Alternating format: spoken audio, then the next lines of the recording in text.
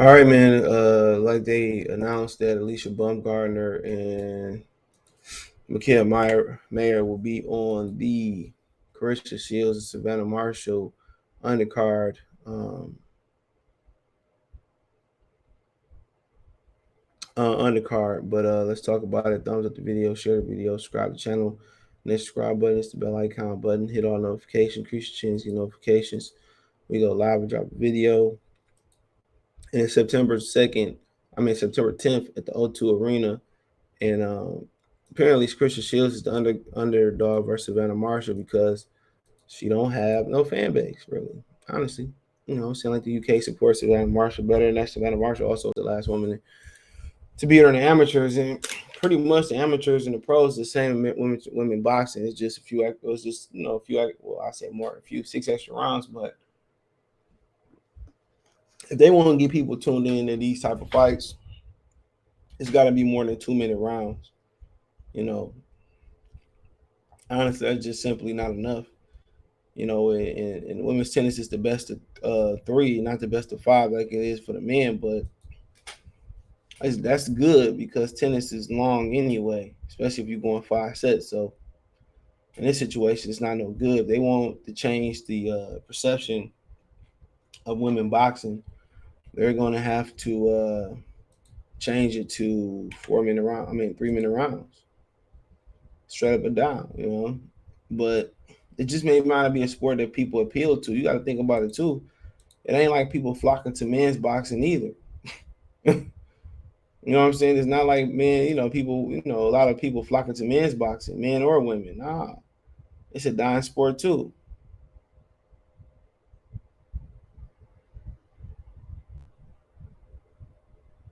So, it is what it is. But I see it, and shout out to them. They put Julius up in here. Shout out to Julius. He got in there. So it says that Jake Donovan pair of unification bout. So Jake Donovan will regrets one of the best shows of already incredible year in boxing, which that incredible year came to a screeching halt for the last few weeks. Boxing.com has confirmed that the previous announced Mikaela Mayer and Alycia Baumgardner Jr. lightweight champion clash will head overseas due to take place September 10th at the O2 in London. The bout will be paired with Claressa Shields Savannah Marshall Undisputed Middleweight Championship, with the show to air on ESPN platform in the United States and Sky in the UK. So there you go. Bob Arum is even, or at least ESPN is at least vested into the sport of women's boxing. Al Heyman is the one that's not. I think what's old girl Raquel Miller said that. I forget who show she was on, but she said that Al Heyman don't care nothing about females boxing. Oh, she was on the midget show. Dude that got the Kung Fu Kenny slap mush. What's that movie about Cuba Gooding Jr. Snow Dogs mush? The Kung Fu Kenny mush. Ancient tiny secret, but nonetheless, it says Mayor IBFWO titles and Baumgardner WC We don't count the IBO though. Sorry, Alycia. Belts will be on the line about that will crown the true champion junior lightweight queen. The junior lightweight queen. Where the other belt at? ESPN Michael Rothstein first reported that the event was finalized, confirming a previous breaking news report from the Ring IQ Talk YouTube channel. Shout out to Julius, revealing that Mayer and Baumgardner was London bound. Boxing.com has learned that both bouts are expected to formally be announced Tuesday following Independence Day weekend. So get it? Following, not on Independence Day weekend, like some people are announcing Spencer Crawford to be. The show will see 2016 U.S.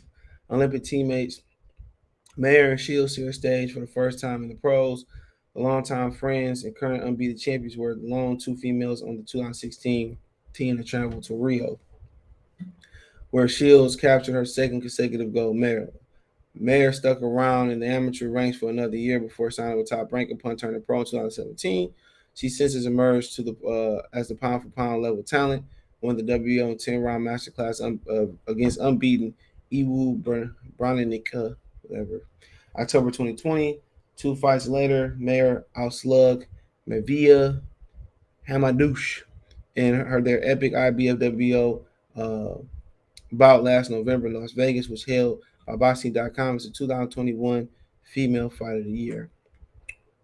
In our most recent start, Mayer pitched a 10-round virtual shutout versus former featherweight titleist Jennifer Hahn this past April 9th in Costa Mesa, California.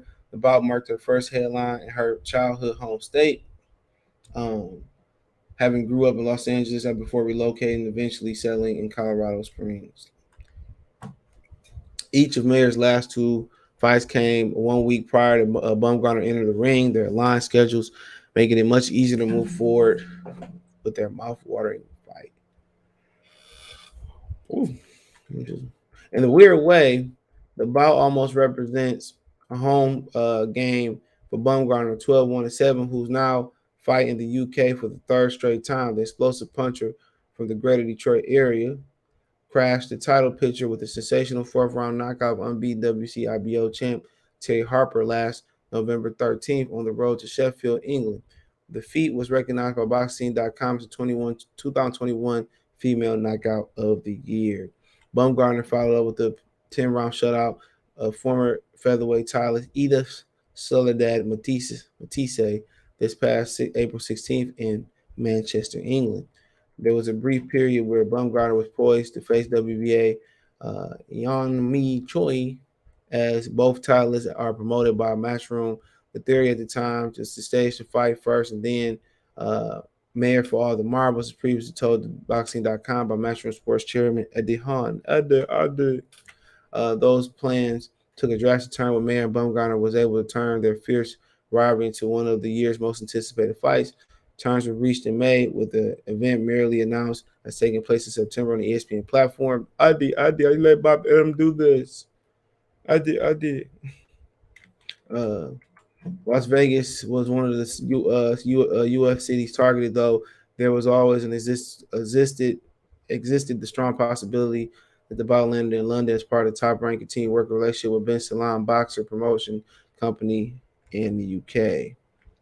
The terrific grub match lends a tremendous boost to the show, already topped by the long-awaited showdown between Claressa Shields 12-0 with 2 KOs of Flint, Michigan, and Hartlepool's English Savannah Marshall 12-0 with 10 knockouts. Shields was won the championship with 68, 60, 54 in that order. Undisputed championship status at middleweight, junior middleweight. The move down to 54 came at the cost of Shields let go of her WBO middleweight title, which was claimed by Marshall in the seventh round knockout of Hannah Rankin in October 2020. Marshall has scored 8 straight knockouts, including the 3-round blitzing of Famke Hermans on April 2nd in Newcastle, England. 31-year-old Brit is the only fighter to beat Shields, pro or amateur, doing so more than 10 years ago during the round of 32 in the 2012 World Amateur Championship. Marshall won the tournament outright, earning her place on the 2012 Great Britain Olympic boxing team that competed in London. So this is actually a really good show. Obviously, I'm gonna cover this. Shout out to Julius for doing a great job at covering female. But overall, shout out to Julius doing a great job. I mean, look forward to it, bro. I met Mikaela Meyer, actually interviewed her somewhere on the channel. Um, she from Detroit. I should try to get it wrong, but the schedule be hectic and stuff like that.